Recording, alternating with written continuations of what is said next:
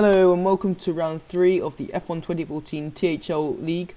And here we are in Bahrain, which is actually quite a good track for mine. It actually used to be my favourite track when I first picked up the game. Even so now, of course, China and Brazil are much better for me. Coming into this, I'm actually, I think, P4 in the championship, all things considered, after getting 4th place on the first race and 7th place last race out. Of course, it's actually really close at the top of the championship right now, with Pierre Boggin getting 2 second places. He's on 36 points. Patrick with 2 third places on 30 points, and of course Gorchita and Hakkinen winning one race apiece, and then the other race, of course, not finishing. So I mean, it's not like somebody's running away. So Hakkinen has had the pace in qualifying, and as you can see, once again he's on professional pole, so he's already secured the other 2 poles, and he looks like he's well on his way to secure a third with a 1:31.4. So that's the sort of pace we're sort of dealing with. I mean, I've done a 33.0. And that's good enough for P9. So once again, this league sort of showing. And I would have been P1, P2 in split 2. So once again, this league ridiculously quick. You can see actually I was actually 5 thousandths of a second down on my 33.0, but I know on the last corner I can gain a few tenths. And sure enough, as we approach it, just trying to get the breaking point right. If I can clip the apex, and this time actually taking it very well.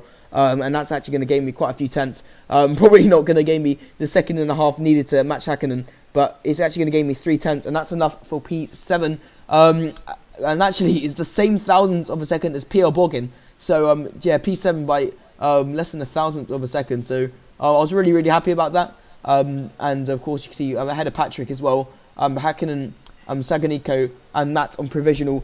In the provisional top 3. But you can see actually.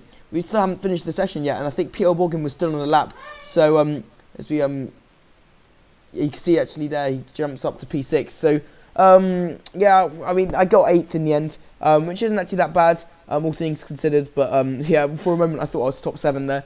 But yeah, starting 8th is quite good, and it's quite a good track for me. So just seeing what I could do. But you can see Hakkinen and Saganico once again dominant in qualifying. They got a 1-2 between them. I think in Australia. And once again, Hakkinen securing another pole.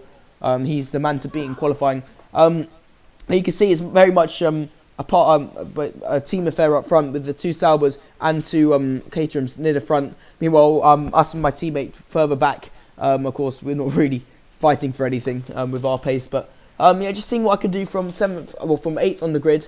Again, not really too much practice going into this, but again, of course, I really like this game, so.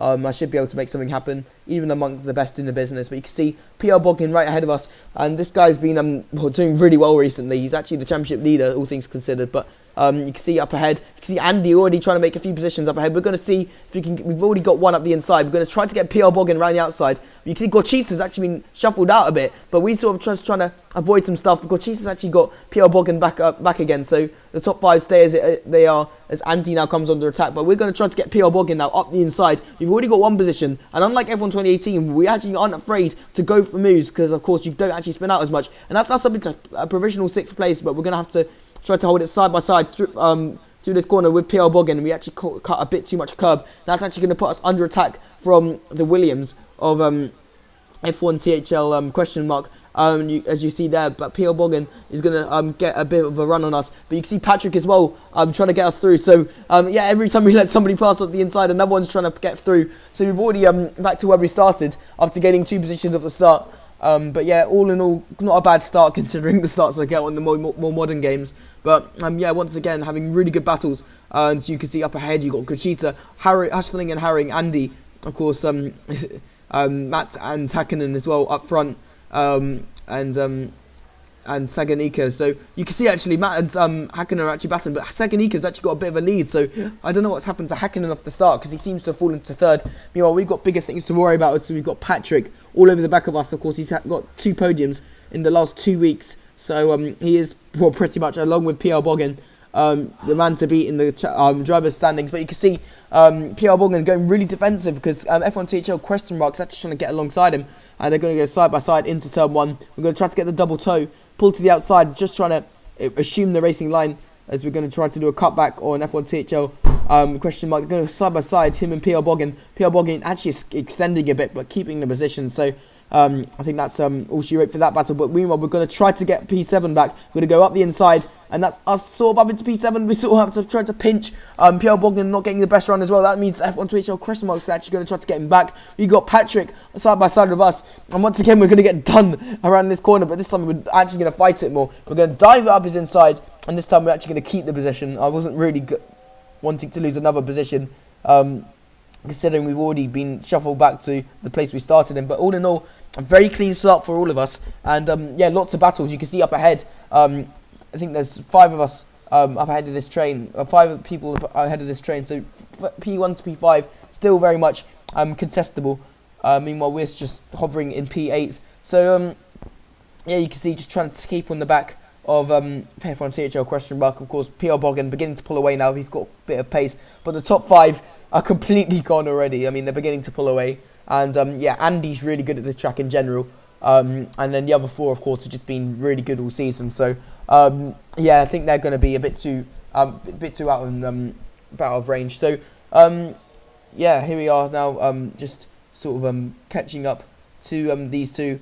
And yeah, as we head on to lap 3.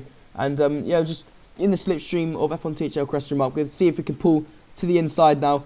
Actually thinking against it, we're going to turn in. We're actually going to hit a pollard, and it completely destroys our car. So I don't actually know what happened there. It completely obliterated it. And yeah, as a result, that was our race done and dusted. In the end, Saganico actually winning ahead of Gochita. So it's a Caterham 1-2. Matt's finishing 3rd, and Hakkinen again, unfortunately, crashing out. And otherwise, he looked set to win. But yeah, that's going to be it. And yeah, quite an early end to our race, unfortunately.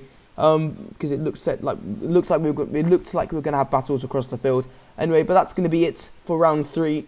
As we head on to the driver standings now, you can see we got the likes of Pierre Bogdan still ahead of Gochita, who's ahead of Patrick. So yeah, Gochita moving up a few positions. Saganico as well in P4, Andy P5, and of course Hakkinen in P6 after crashing out again. So yeah, that's going to be it. See you all next time for round 4.